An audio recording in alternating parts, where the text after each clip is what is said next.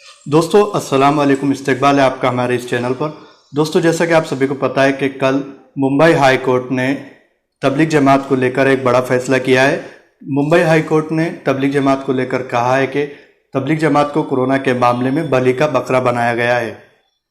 चलिए इस मामले को लेकर हमारे साथ विनय दुबे जी जुड़ रहे हैं मुंबई से। तो हम विनय दुबे जी से जानना चाहेंगे कि आप इस सारे मामले को किस तरह से लेते हैं, यानी कि मुंबई हाई कोर्ट ने जो तबलीग जमात को लेकर कहा है कि बलि का बकरा बनाया गया है, तो इस मामले को विनय दुबे जी किस तरह से लेते हैं, हम उनसे बात कर लेते हैं।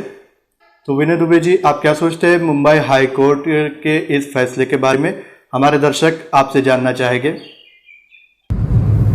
बेशक अनीस भाई, बहुत पहले ही मैंने इस चीज़ की घोषणा कर दी थी। अगर आपके ही चैनल पे मेरा वो वीडियो होगा जिसमें तबलीगी जमात के लिए मैंने एक बाकायदा पूरा एक एपिसोड मैंने आपको दिया था, पोस्ट किया था सोशल मीडिया के माध्यम से।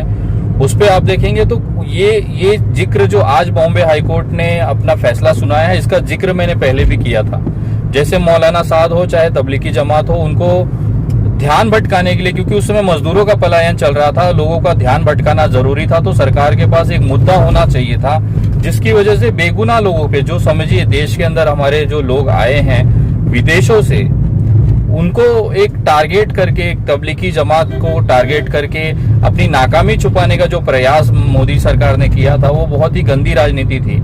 आज हकीकत सबके सामने है। मैं उन तमाम भड़वों से पूछना चाहता हूं कि अब आप इस पे क्या कहोगे जो तबलीगी जमात को लेके कोरोना फैलाने वाला कह रहे थे। एक्चुअल देखा जाए तो जी न्यूज करके जो वो हमारा भड़वा है, बड़ा वाला, उसका नाम मुझे याद नहीं आता है, सुधीर तिहाड़ी, वो भड़वा छाती पीट करके डीएनए पूरा 1 घंटे का आके पूरे देश के अंदर सामने उसने संडास किया था, अपना जो गोबर था दिमाग का वो बाहर निकाला था।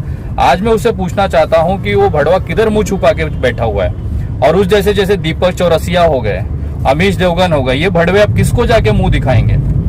होता है ना, एक सहलाना होता है, वो अपना काम कर रहे थे, लेकिन कहीं ना कहीं आज हकीकत सबके सामने आई है।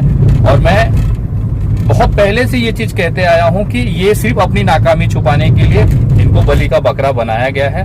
लेकिन इस देश में संविधान है, इस देश में कानून व्यवस्था है, उस पर हमारी पूरी आस्था है। आज सबके सामने वो चीजें निकल के आई हैं और देश को पता चल गया है कि नरेंद्र मोदी जी की सरकार जो केवल गुमराह कर सकती है, इनके पास काम करके दिखाने के लिए कुछ नहीं है।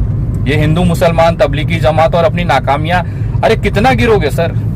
तमाम सरकार से मुझे पूछना है, तमाम उस भड़वे गोदी मीडिया से पूछना है, कितना गिरोगे? और आप लोग घर जाके अपने बच्चों से कैसे निगाह मिला पाते हो?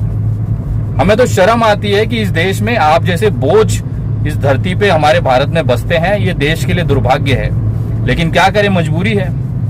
रही बात उन तमाम अंतर्राष्ट्रीय जो सैलानी थे जो तबलीगी जमात में शामिल होने के लिए आए थे, उनसे एक भारतीय होने के नाते मैं क्षमा चाहूंगा, माफी मांगता हूं कि हमारे देश में अंदर आप लोगों के साथ इस तरह का बर्ताव किया गया। मैं खेद व्यक्त करता हूं और उसके लिए कहना चाहता हूं कि हमारे देश में सबसे नाकाम और हारा हुआ प्रधानमंत्री आया है, जिसकी वजह से आप लोगों को ये अपमान सहना पड़ा। हम पूरे भारतवासी आप लोगों से क्षमा चाहते हैं, खास तौर पे तबलीगी जमात से।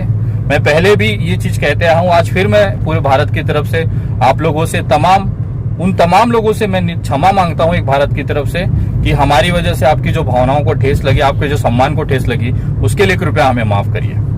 दुबे जी, आपका बहुत बहुत शुक्रिया।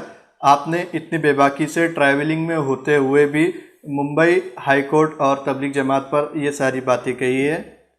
दोस्तों फिलहाल वीडियो में बस इतना ही। मैं मिलता हूँ आपसे अगली वीडियो में कोई नई जानकारी के साथ। तब तक के लिए मुझे दीजिए इजाज़त और आपकी दुआओं में मुझे याद रखिए।